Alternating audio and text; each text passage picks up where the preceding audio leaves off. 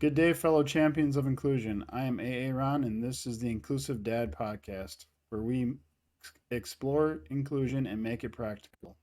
Today, my guest is Michael Hummel. Michael, welcome to the podcast. Hello, thank you for having me. I appreciate it. You're welcome. Tell me a little bit about yourself. My name is Michael Hummel. I'm from New York. I have lived in Vegas for 24 years. I have a birth defect called spina bifida. Uh, what that is when I was born, my back was completely formed and my spine was exposed and damage was done to the nerves. So I grew up disabled and using a wheelchair most of my life.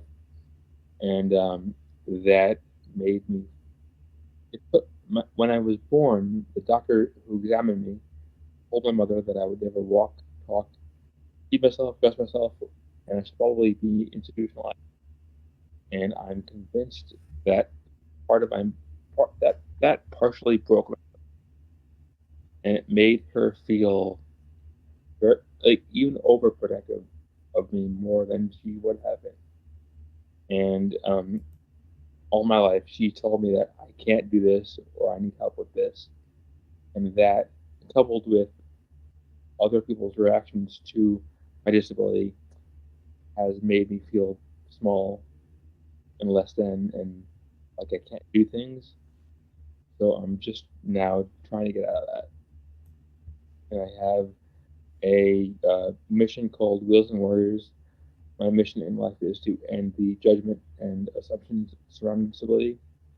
So that's what I got to do. Wow, you just shared a lot. I appreciate your honesty and with what you Sorry, shared. sorry if I kind of like vomited words all of you. No, it's all good. Yeah, that's all good. Yeah, I mean, it's very informative. Yeah, so each of us is unique and has our own set of beliefs, values, and experiences that shape who we are. So Michael submitted his definition of inclusion, which I'll read. He said, including everyone in every activity. Is there anything else you want to add to that? Just I would say just including everyone in every walk of life or in every facet of life. Just not just the opposite of excluding. Just having everyone like be involved as much as they can. Sure, absolutely. Were you on an IEP when you were in school? Yes, I was. Okay. How did you, as a um, person with a disability or a student with an IEP, like, can you talk a little bit about how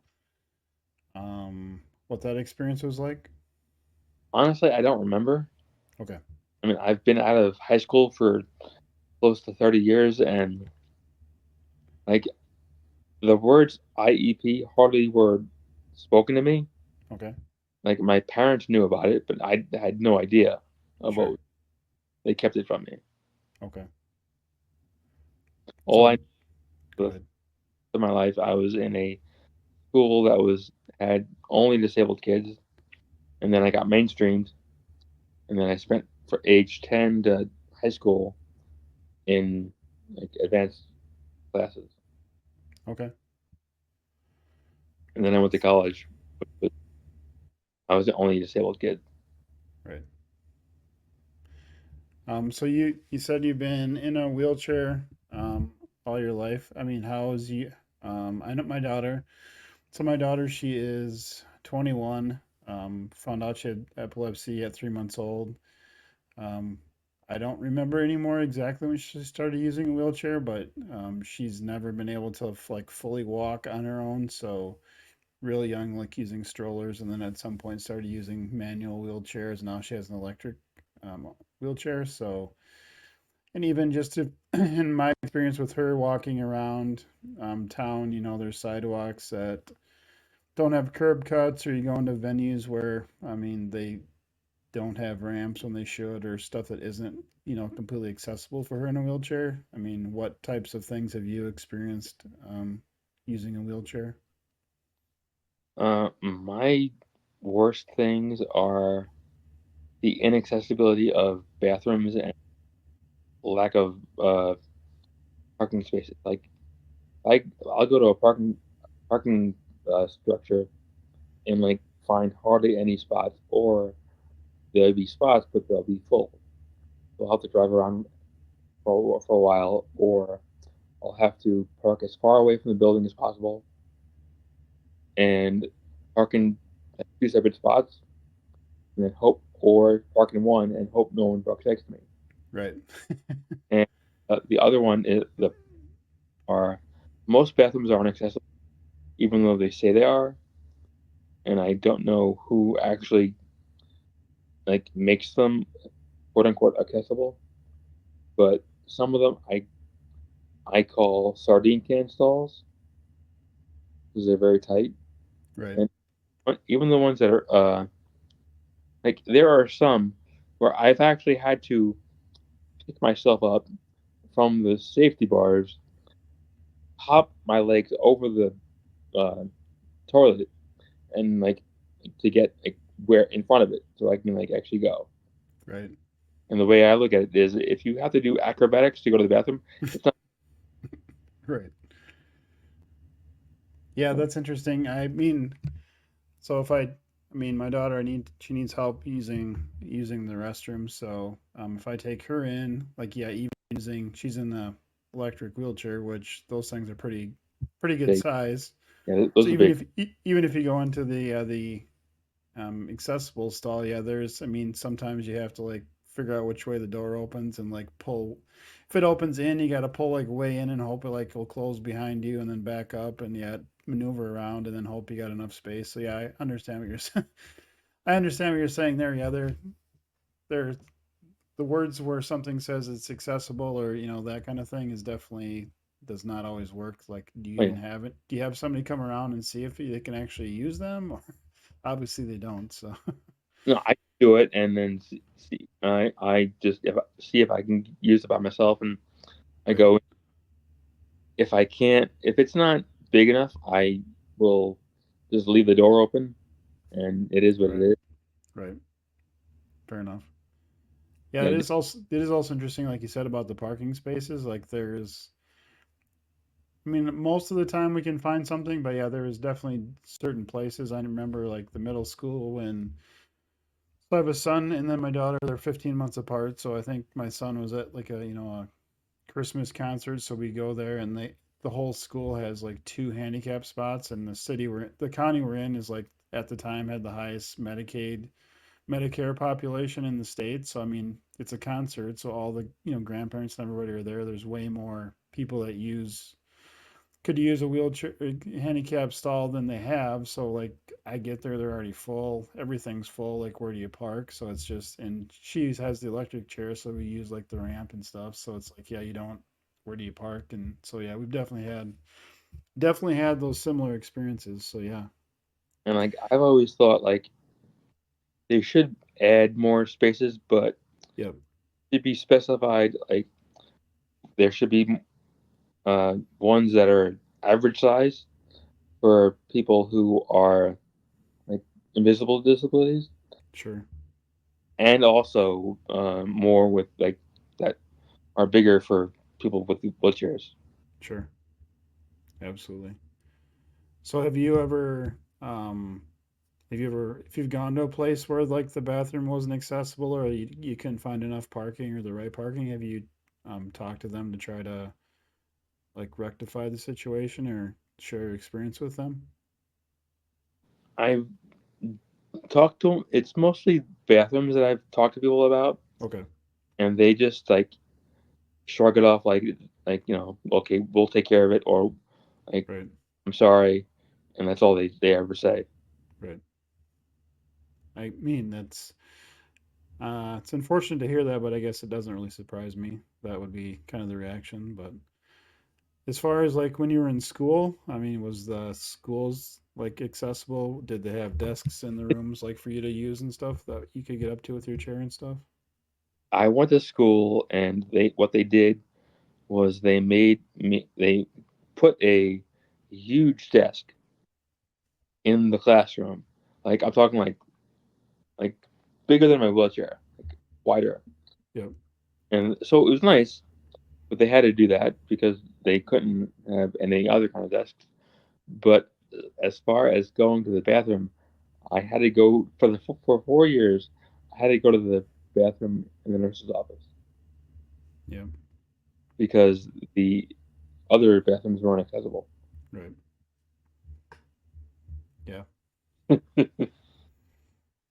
Yeah, it's interesting how my brain, like what you're saying, it doesn't really surprise me. I mean, it's not, it's unfortunate, like I said about the other stuff, but yeah, it doesn't honestly surprise me. And like Because I graduated in '97, so that was only 6 years after the yep, ADA. yep. Yeah, and I mean, I mean, my daughter graduated, I think, 3 years ago from high school, but I mean, there's still, I mean, there's her schools aren't completely accessible either. I mean, I don't think she had to actually use the bathroom like in the nurse's office. So they had built some bathrooms that for sure she could use, but it's still like they don't put it like a desk in each room where somebody with a wheelchair can get up to it. So there was some times where I don't remember a grade, but I think there was at least one grade where there was kind of a table slash desk on wheels that kind of followed her around to each class instead, you know what I mean? Instead of having like a desk in each room, or if there was a desk, it was like back in the corner. It wasn't up with the other kids. So we had discussions about, well, I mean, we want her in the room, yes, but we also want her to be like in a spot where she can interact with people and participate. So, I mean, having those kind of discussions. So, yeah, it's interesting how well, I think next year is 35 years. Yeah, next year I think it'll be 35 years after ADA, and there's still things that are not, If you she only know, graduated years ago, that's sad that it's not accessible. yeah. Well, and a story related to her. So she was in fourth or fifth grade. No, sorry, the school they built a new school for fifth and sixth grade, and then she went into that, I believe, in fifth grade. So I attended meetings when they were planning the school because prior to building this school, they had remodeled the science lab at the middle school and didn't put in any handicap accessible like stations in the science lab. Like they didn't have any like sinks that you could pull under with a wheelchair or get up to the top and do the experiments on the tops or at the top of the station. So I attended these meetings of the new school and just I'm like, hey, is this new school going to be accessible? And the architect's like, yeah, it's going to be accessible. It's blah blah blah years after ADA, of course it is. And I'm like, hey, I'm just asking that question because of this situation. Yeah, it's going to be all good, all good. So they build a new school. She's like in the when I went to school, they called it like Woods class, like one of those more hands-on classes. She was in that class. Well, they built this brand new school, put in all the tables that they bought. None of the tables were accessible to a wheelchair. Hmm. A brand new, like we're talking $10 million school, no accessible place for her to be in that room. Yeah. So we ended up having a meeting with us, like the facilities director, special ed director, and they ended up having to like modify one of these brand new tables in the room for her to be able to pull up to it with her wheelchair. And that was with me as her parent going to meetings with the architects asking about accessibility, and it still happened. So, I mean, it's just crazy. I'm not surprised. Yeah. Yeah, it's crazy. And I mean, also on the parking spot, we live kind of close to a lake, so we walk around on the bike path, and there's a parking lot you kind of walk through, and that parking lot, it's like a city park. There's no handicap accessible stalls in the city park, like 34 years after ADA either. So it's just, I think sometimes people we hear that ADA passed and they're like, oh, everything must be good, but if you're living and you need those things, it's obvious. I mean, for me, and it sounds like you too, that stuff still isn't how it should be or accessible as it needs to be. So, No. but Yeah. It's I think close. things like this, where we talk about it, get it out there for get the stories out there is helpful because people just they don't realize it's still happening, and you need the awareness to help other people get on board to help you, pay attention and bring stuff up as well. So it's a good way to get the story out there for sure. Where are you at? I'm in southern Minnesota, so middle of the country. Okay. I've never Yeah, been there. never been there. So yeah, Oh. you said it was like 100 there. So in Minnesota in the winter we can get down to like 50 degrees below zero wind chill, and then the summer we can get up to like 110 heat index. We kind of get the whole spectrum of it. But the thing about here in Minnesota with electric wheelchairs, like electric wheelchairs are not built to go through snow. They do not. Any amount of snow on the ground, that does not. They don't go anywhere. So Yeah. that's the other. That's the other thing is when it snows, not everybody gets their sidewalk all the way down. To the cement or the curb cuts on the curb. They push their snow past and don't clear it off right away. So if you are in a wheelchair and you need to get around the town, like you're not going to be able to get around because of the snow and the sidewalks not being cleared and stuff. So, That's why we moved to Vegas. yep, okay, Get out of for this. yeah, get out of the snow for sure. Let me see. Um, so I've given two TEDx talks. My second one has been more. I kind of the focus is more about how we can use empathy to include people with disabilities and also like taking personal responsibility to make the world more inclusive. Okay. So how do you see us being able to use empathy to make the world more inclusive? Or Well, I mean, I think the more educated people are, the more they understand. I think that will get them closer to each other and make them and just understand the other person's plight and want to help and be closer and take care of like that whole situation, what they're going through, and just help out. for sure, absolutely.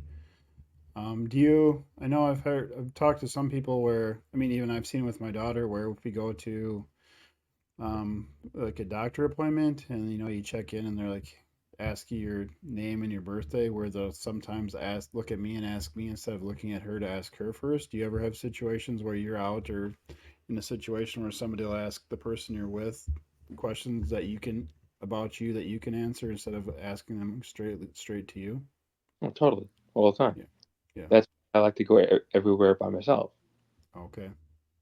I mean, well, as far as offices are concerned, I'll go anywhere else because I mean, I'm married, so I can't like really not go anywhere other places with my wife. But I Yep. tend to try to go to medical offices by myself because most often they'll look at my wife or my mother Yep. and not me, and that Yep. makes. Yeah. Yeah. And I mean, a couple of years back, I was at a cafe with my wife, and someone looked at me. I didn't notice this. My wife saw it, but some lady looked at me and said, looked like, oh, they let him out, giving them like this pitiful like look kind of thing. That's the kind of thing I get. Right. Yeah. That yeah. Unfortunately, it doesn't surprise me, I guess. I mean, I we've had similar examples like I said, so Yeah, for sure. Um, tell me more about is it called Wheels and Warriors? Is that what it's called? Bills and Warriors. I started that in 2017. I started it was called Weights and Wheels in the beginning, and the reason I started it was because I wanted to have accountability for my workouts. I would go to the Okay. gym, so I would take pictures and videos of my workouts. And then a few years in, my wife was like, "You should change the name and like just broaden it, do more with it because it's becoming more of a mission and people are it's getting more of attention." So I changed the name and then I made it more broad. It's about more about workouts and uh, disability, um, what people go through, uh, the problems they go through, like inclusion, advocacy, all that stuff rolled into one, and then I trying to break down the judgment and the symptoms surrounding disability and bring disabled and able-bodied people together. Sure. That's awesome. And I saw you started a podcast and you interviewed a Paralympian, did I see? Or went Uh, live or that something? my podcast I was on Instagram, Okay. but Her name was Taylor Winnett. She's a Paralympian swimmer. This was her first year, and Okay, I a couple weeks back. that's awesome. Yeah, How was so that? How was that experience? that was a lot of fun. Yeah. It was a Paralympian interview I'd ever done. Wow. I've been interviewing people since I was 19 because I Okay. was on my paper in high school and college. So I've been doing it a while, but she was definitely the most accomplished as far as sports that I've ever interviewed. Oh, that's awesome. What'd you go to college for? What's your degree in college? Communications and media arts, Awesome. That's cool. so basically journalism. There you go. That's great. And I saw, you've recently you talked on the stage. I saw. How was that? Oh, that was a lot of fun. Um, a couple months back, this guy asked me if I wanted to speak on a stage. I did just like a 10-minute talk. It was the first one I had ever done, and I had a while to prepare, so I wrote it and I just reread it in my head over and over again for like months Yep. to make it more comfortable with it. And then so I that was a lot of fun. I definitely want to do it more of them. I've Sure. done a couple online, and I've got another in person one coming up in March. Awesome. That's great. What it was it? What do you talk? That 10-minute talk. Like, is there what specifically did you talk about? Like, related to disability or what piece of it? Yeah, it was about the whole overall thing was about disability, but I've just told different stories about what like interactions with doctors and interactions with people like on the street. Like one of the things that disabled people hate most is when someone comes up to us and just starts pushing us just to Mm, help. They want to help, and that's nice. But like our thing is at least ask us first. right. Like don't just do it because like no matter who you are, if you get touched by someone who you don't know, your first thought usually is, "What do you want to do to me? Do you want to hurt me?" So that's a big problem. So, and a lot of people don't understand that. So I talked about that, and I talked about it a couple of years back. I was at a doctor's office, and the office itself was small. So the nurse took the chair out of the room, had me sit in one of the uh, medical chairs, whatever. Doctor comes in and he says, "Oh, I see you're in a wheelchair. How'd you get here?" And I said, "My car's in the parking lot." And he looked at me in the eye and said, "Oh, you can drive like normal people." Yeah. So yeah, Uh, I just stories like that and about how like things need to change. right. So how do you think or what can we do or what can we all do to make that change or start that change? What are some things that we can do ourselves to start that change? My whole belief is my mantra for Wheels and Words is start a conversation to end the judgment. Like the more we talk about it Right. and ask questions and like just are open and transparent, I Right. think it'll dissipate. It won't go away completely because there'll always be someone who's ignorant who feels a certain way, but Right. it will, I believe, Right. take For a sure. while. But Yeah, that's a good point. Yeah, it's going to take a while, but we need to start for sure.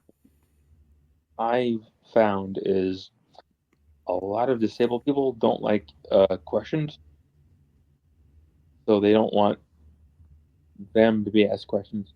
And I love questions. I just think that we need to change the way we ask. Like we need to be more polite and nicer, and we don't we can't just go straight for like, "What's wrong with you?" why are you disabled? Why are you in a wheelchair? That kind of thing. You Right. have to address the person first, Right. and then go into uh, the conversation about the disability. And I think that will educate people and make it easier.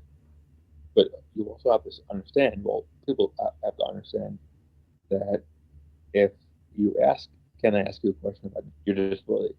and the person says no, that's where it ends. Right. And a lot Yep. of people don't understand that extra step. Right.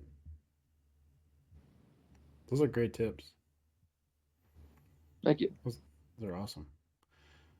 Yeah, that's and the thing that it's going to take time. My so one of the stories I tell in my first TEDx talk, it had happened right before the talk, but she's in a wheelchair, so her choir was going to sing at a historic theater in town for a performance. But there's no ramp, no way to get her up on the stage in her wheelchair. So what we had to do is we had to put a chair up on the stage. I had to pick her out of her chair, walk her up onto the stage, put her on the chair so she could perform, and then get her back down. Hmm. So that story I shared 10 years ago in my TEDx talk, within the last month, that theater, well, actually the arts group in town, which runs the theater, had a listening session. I got an email about like an ADA listening session, Hmm. talking about accessibility and stuff. So I attended. Going around the room, introducing ourselves. It got to me, I introduced myself, and I'm just here to, you know, join the conversation. I have a daughter with a disability. She uses a wheelchair. 10 years ago, I had to carry her. I didn't even say that. I just said that I have a daughter who uses a wheelchair. Just glad to be here. When I was done talking, a guy straight across from me, he's like, "Yeah, we remember you. You were the dad who carried his daughter up onto the stage at the theater 10 years ago." And I was like, "Yep, that's me." But so now finally they're working on a capital improvement project to make those changes, but talk about taking time. I mean, that was 10 years ago, and now they're finally hopefully going to have a project to make it accessible. But as you know, me as a parent, we had to experience that. I wish I wouldn't have had to, and other people in the meantime have didn't have to either. But it's gonna sounds like it's gonna happen. Knock on wood. If they get the funds. So just yeah, sometimes stuff does take time. It's not gonna be my daughter, experiencing that when she's in school, but hopefully because of that, it will be changed, and then people in the future won't have to deal with it. So yeah, the sometimes stuff takes way longer than you want it to, or it should, but getting the awareness out there, bringing the awareness to the issues definitely does help. Yeah, red tape is a pain in the, and I'm always skeptical about what can happen or what will happen. Right, for sure, absolutely. Yeah. So you kind of already shared a few things, but want to ask you kind of maybe if you have something else. Like, what's one tip you can share to help our listeners be more inclusive today? Not something like they'd have to pay money or it's going to take years to do. What's something they can do like today to make the world more inclusive? Just reach out to anybody that was different from yourself. That's the main thing. I mean, oftentimes there's been times when I've been rolling through a coffee shop or a store or whatever, and the parent has taken their kid by the hand and like whisked them away from me, rather than letting them come up to me and ask me questions. Right, Because when they do come up to me, they ask a question, and kids have no filters, so they always want to ask questions, and I think that's where you need to start with the education, because the younger you start, the more it becomes um,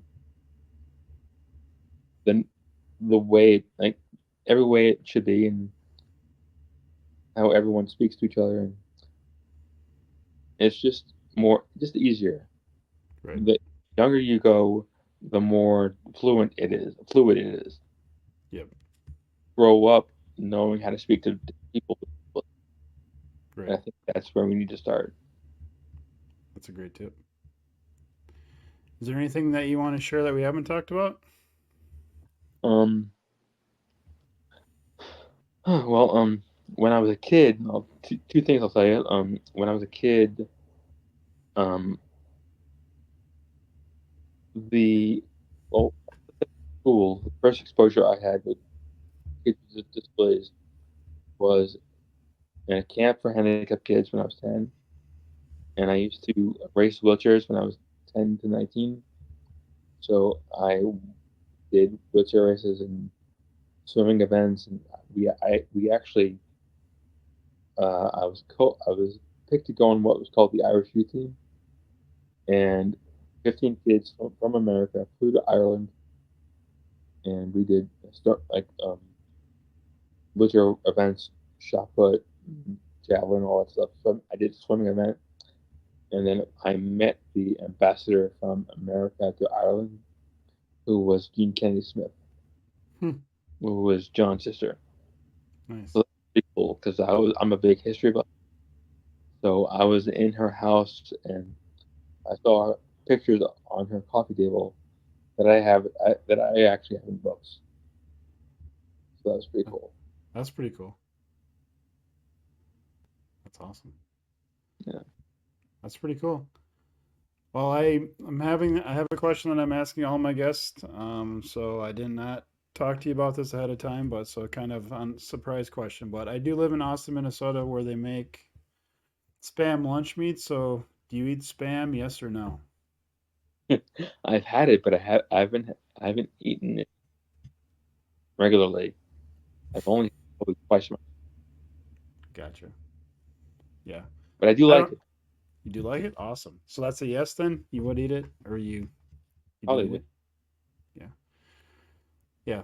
So yeah, it's interesting. I don't really eat it much. I live in Austin where they make it, and I don't eat it very regularly either. But uh, just thought it'd be something fun to ask all my guests to see if people eat it or not. So that's kind of my fun question. Very interesting question. Yes, thank you. Well, in Austin, Minnesota, where I live, is Hormel. They make spam, and there's a spam museum. So if you're interested in visiting the spam museum, you have to come to where I live. So and it's pretty cool. It's a nice place, and people from all over the country and world come to visit it. So Mm, believe it or not, that's it's kind of a big thing. Some places, I that's guess. cool. Yeah. I didn't Well, know. it's been. Go ahead. It- Sorry. Do you want to say something? no, I just said I didn't know that existed. Oh, yeah. When it opened, I don't remember when it opened. The week when it opened, Tom Brokaw came into town to give a speech at the opening ceremony. So Oh it wow. was it was when he had his book about the Greatest Generation. So there's a lot of history with spam in like World War I, World War II. So he came in and gave a speech during the opening ceremony. So Very yeah, cool. very cool. Well, it's been great connecting and talking today. That's awesome. I appreciate it. And I will get this podcast out with the links and everything. So have a No, great thank night. It's been nice finally connecting with you. Yeah, absolutely.